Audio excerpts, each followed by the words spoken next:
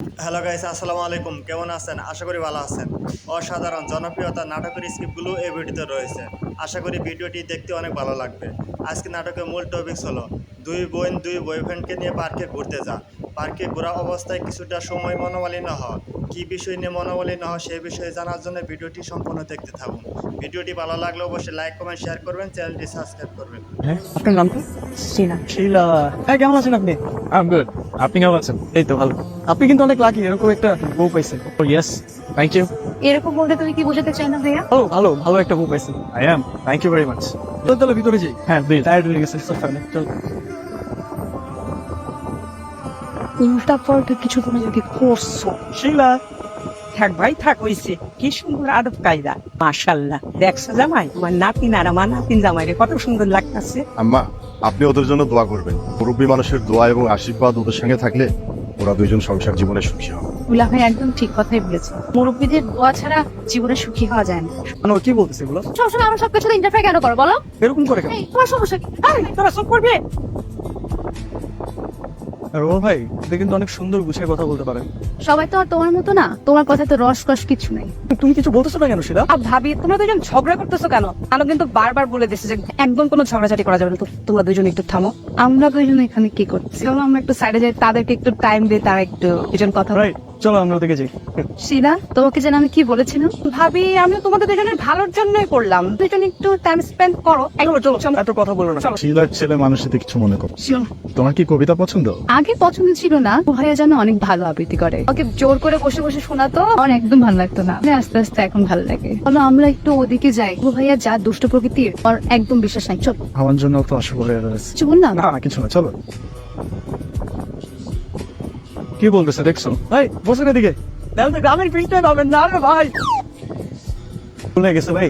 উঠেন উঠেন উঠেন। ঠিক আছে, একদম ঠিক করলা না। এগুলো কোনো ব্যাপার না। কেন সুইমিং পুল অনেক নামছি না। Used to. তুমি কাছে একদম ঠিক করলা না। তুই ইচ্ছা করে পালাই নাই ভাই, তো বলতেছি ইটস ওকে, কোনো কিছু হয় নাই ভাই। আপনি ঠিক আছেন তো? না ভাই চলেন তো, তুমি নাচবা। চলো রেডি। তাহলে তুমি গাও নাচতেছি। কালা চশমা কালা চশমা মানে কালা কালা কালা চশমা। আমি তো নিজের চোখে বিশ্বাসই করতে পারতেছি না। তো মনে হচ্ছে ফ্রি টিকিটে একটা লায়লা মাজুর সিনেমা দেখে ফেললাম। তুমি কি আর কোনোদিনই ভালো হবে না? আমি আবার কি করলাম? আমি তো ভালো মানুষ, আমি খারাপে কি করলাম? আজব ব্যাপার। সেটা তুমি কিছু বলতেছো না কেন? না না ভাবি, আমরা তো তোমাদের গায়ে হলুদে ডান্স করার জন্য একটু ডান্স প্র্যাকটিস করছিলাম। তুমি ভুল বুঝতেছো। এক্স্যাক্টলি। তুমি যেন আমার কে হও? ননদ। তুমি আমার ননদ হও, আমি তোমার ভাবি। কে ভুল বুঝতেছে আর কে ভুল বুঝতেছে না তোমার আমাকে বলে দিতে হবে না। ওইদিকে অনেক কাজ পড়ে আছে, আমরা চলো যাই। হ্যাঁ, পরে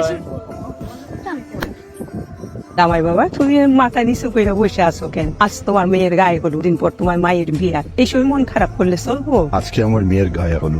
আজকের দিনটা আমার জন্য যেমন আনন্দের, তেমন ঠিক মন খারাপেরও দিন। কারণ বিয়ের পরে তো আমার মেয়েটা আমাকে ছেড়ে বিদেশে চলে। কি ব্যাপার? নেহা, তুই এখনো রেডি হসনি কেন? একটু পরেই তো গায়ে হলুদ।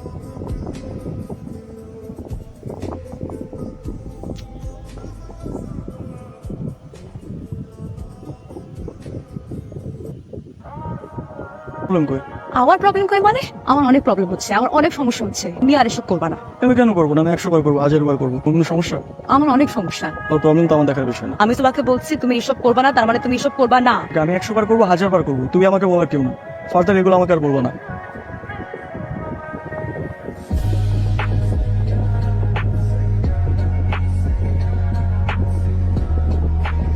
দেখো মা, আমাদের নেহাকে কত সুন্দর লাগছে ওর সাথে। কত যত্ন করে আমি ওর জন্য বাইরে লড়াই খেয়ে দিছি, কিন্তু মা এই দিনের মনটা এমন খারাপ কেন?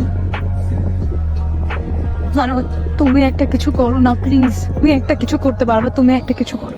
কেমনি কি করবো কত? এই সময় কি কিছু করা সম্ভব? তুমি কিছু একটা করো, তুমিই পারবা করতে।